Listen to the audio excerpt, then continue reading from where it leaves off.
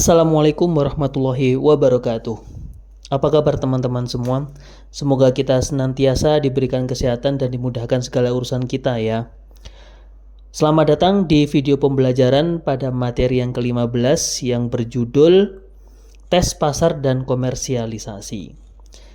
Adapun capaian pembelajaran dari video kali ini adalah yang pertama, mahasiswa mampu memahami metode tes pasar melalui evaluasi sensoris produk pangan.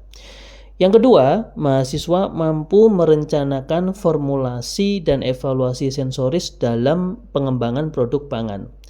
Yang ketiga, mahasiswa mampu merencanakan komersialisasi hasil pengembangan produk. Nah, sekarang kita memasuki pokok bahasan yang pertama, yaitu formulasi dan evaluasi sensoris produk. Tujuan dilakukan formulasi dan evaluasi sensoris produk, sebagai contoh pada produk pangan, dalam pengembangan produk adalah untuk merancang kualitas produk pangan sesuai dengan kebutuhan pelanggan. Tahapan ini menjadi penting karena sebagai jembatan dalam menerjemahkan tahapan pengembangan produk sebelumnya, yaitu perancangan prototipe produk dengan kegiatan produksi secara kontinu di perusahaan. Selain itu, penentuan spesifikasi produk pada industri pangan sangat penting dalam keberlangsungan bisnis.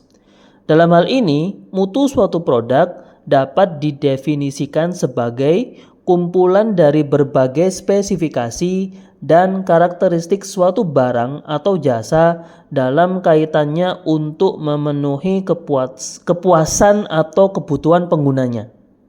Kaitannya dengan produk pangan terdapat dua elemen sensoris, antara lain yang pertama, atribut sensori yang diinginkan dalam suatu sifat atau karakteristik produk.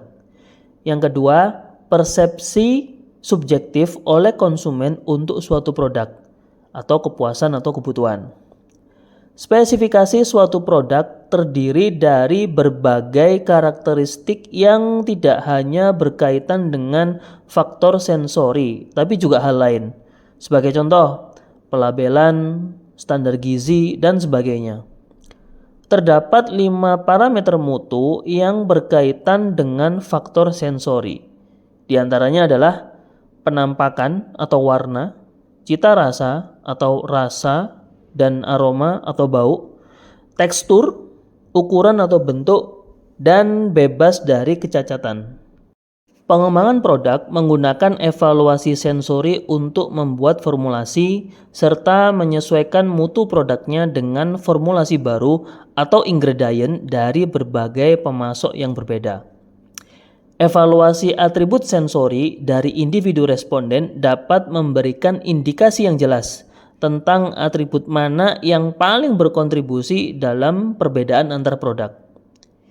Informasi tambahan tentang pasar dan kesukaan konsumen atau yang disebut preference dapat digunakan untuk mengidentifikasi atribut mana yang menjadi kunci kesukaan konsumen terhadap suatu produk yang menyebabkan mereka membeli produk tersebut di masa mendatang.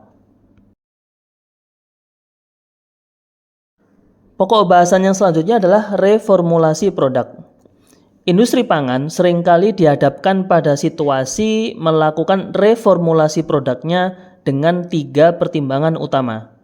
Yang pertama, ketersediaan bahan baku. Yang kedua, komposisi atau ingredient dari resep asli produk tersebut tidak selalu dapat memenuhi kebutuhan produksi. Serta yang ketiga adalah ketatnya persaingan dari kompetitor yang memproduksi produk sejenis.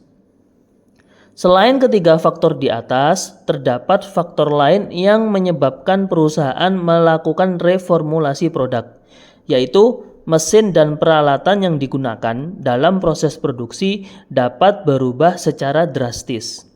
Hal tersebut menyebabkan perusahaan untuk mengatur ulang lini produksinya dan berdampak pada perubahan komposisi atau formulasi produk.